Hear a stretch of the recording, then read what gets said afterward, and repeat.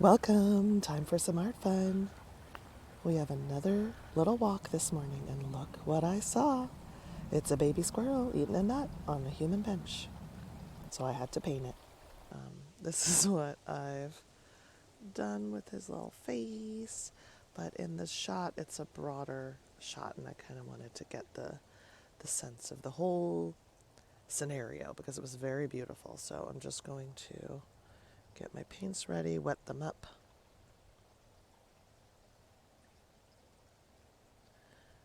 The brown, the reddish brown. Okay. I ran out of washi tape. I don't know if you can see, but I ran out of washi tape for the top.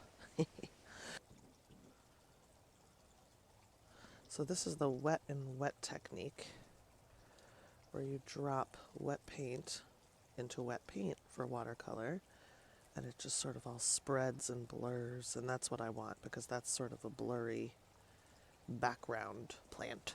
We don't want to get too crazy with focusing on that plant. And then the ground, there's an area here, and I have this really cool sand sort of color in this palette. It's a homemade palette. It's a mix of things, but this is sort of the Prima marketing Woodlands palette is the base of this palette, and then I added a couple of different paints that I saw from different paint makers that I liked and added those. But this color is sort of a sandy color. It's perfect. I love the Woodlands palette, especially for stuff like this. I mean, this is totally what we're doing here, is woodlandy stuff. Gonna get some of that little base.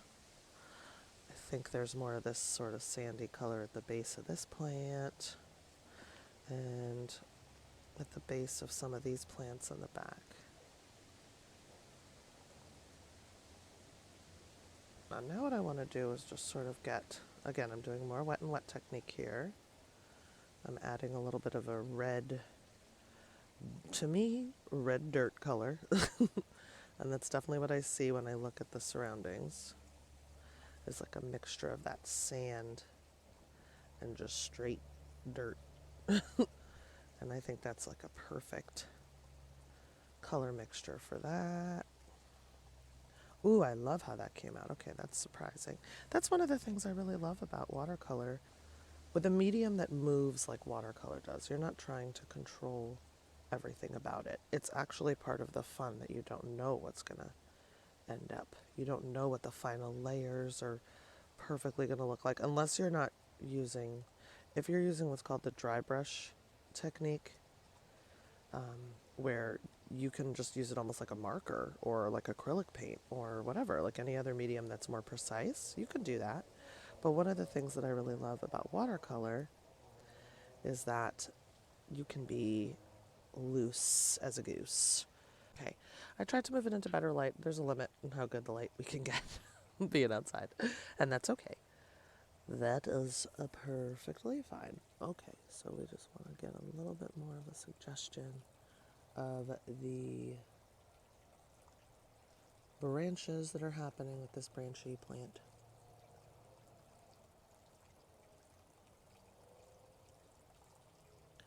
And then I think we'll leave him alone.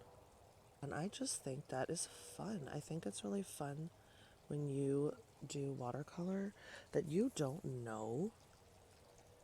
Look at that. That's a dry brush. Oh, is that fun? I love a nice dry brush technique. And I have to tell you, it's hard to get with a water brush, which is what this is. This is a water brush. It's filled with water, as the name implies. And it's hard to get a dry brush technique with a brush that is literally made to be as wet as can be. That's the whole idea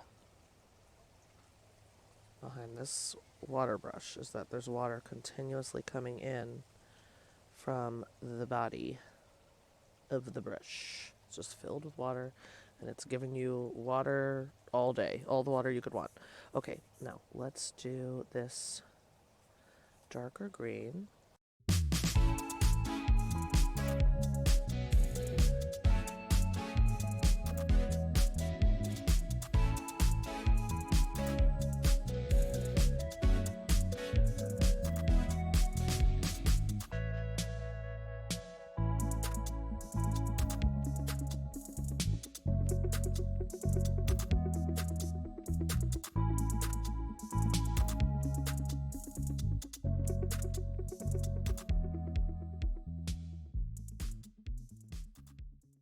because it is hard to judge the colors when you don't have a background. And now we're getting close to my furry little friend, so I want to be careful.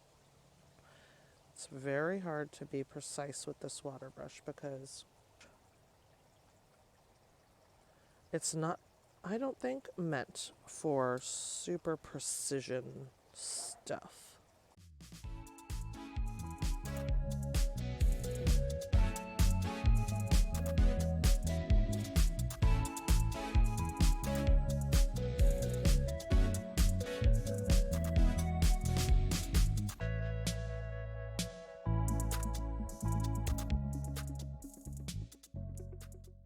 Because this stump here is gray, which is very odd. You would not think, and there's more of that color over here. This is sort of the dark side. This is the dark side over there. Because it's in shade, understandable. It's understandable. And there's going to be a little reflected color on the ground right below it. Okay, so now that we've got that gray stump, let's take a peek here and see what color do we want to do the real far background and what color do we want to do those dark fence posts. Again, I'm not trying to be obviously photorealistic with the background. I want to focus on this little guy and just more have the feeling of what it looked like, and I wanted to get the variety of colors that I saw in the trees and everything like that. So I'm glad that I have the sense of what I was looking at.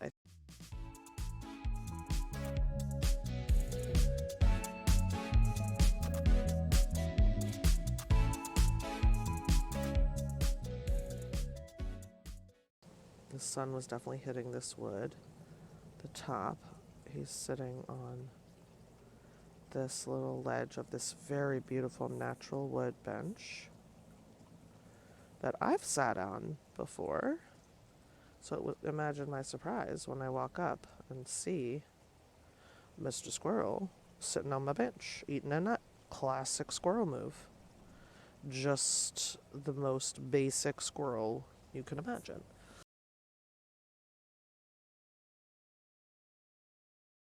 Okay, I've got to go back to my squirrel. What am I doing? So, so I've got a darker brown now that I'm mixing over here to use on the bottom part of the bench. But before I do that, I want to do a base color that's a very similar to the lightest top thing.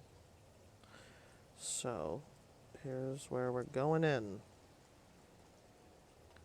We're going in with the very nerve-wracking, we're starting with the precision stuff, and I'm holding a camera in one hand, trying to hold it steady. So part of my brain is focused on I'm holding a camera because I don't have my overhead set, as you can probably tell from all the footage.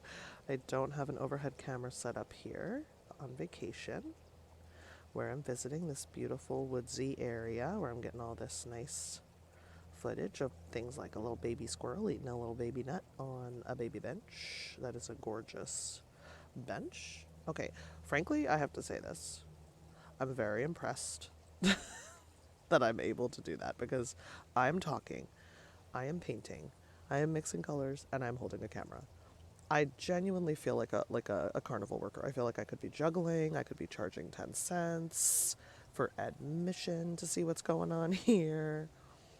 Very proud of myself. I don't know if you guys, as I shake the camera while I laugh, I'm sorry. I'm so sorry. I'm really telling you I appreciate that you're sticking with me for this one where it is so, I'm sure, shaky and the color's changing because the sun keeps moving. I mean, you guys are really, you all are being truly wonderful to me, sticking around. Okay, so now I'm going to make him gray. I might be moving too soon because we talked about the wet and wet, so I might get some brown on him, but I'm not as worried about it because he actually has some brown in him. He's a lull animal. He's not, he's not all one thing.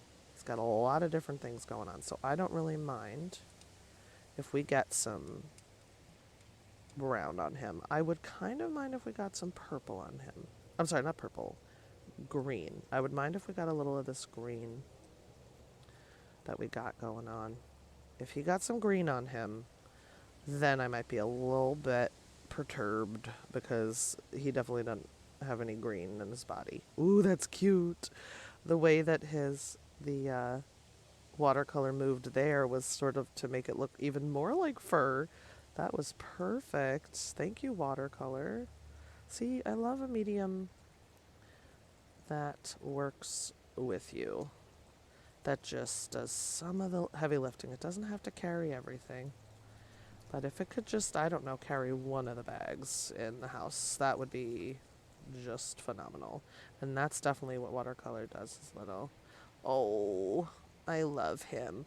I don't think I'm going to do too much with him because he is so cute, just the way that he is. I'm going to do a little more fur texture on his little fluffy tail.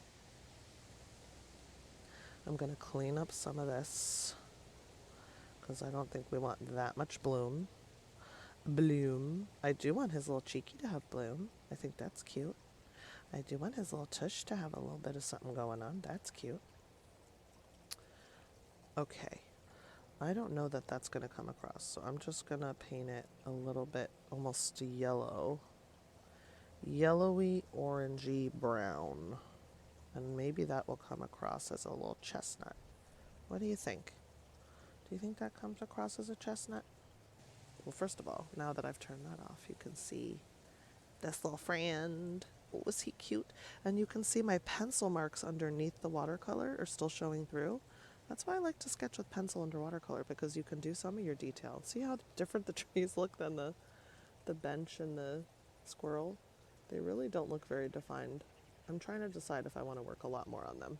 But here is the woods view.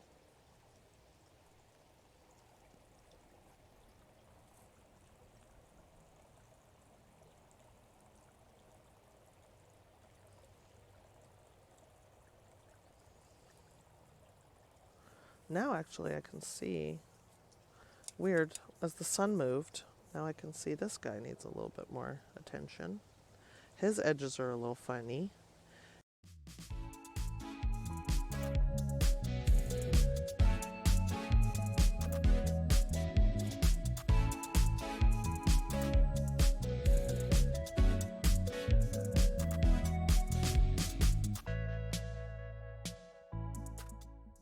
Let me see if we're done with this baby.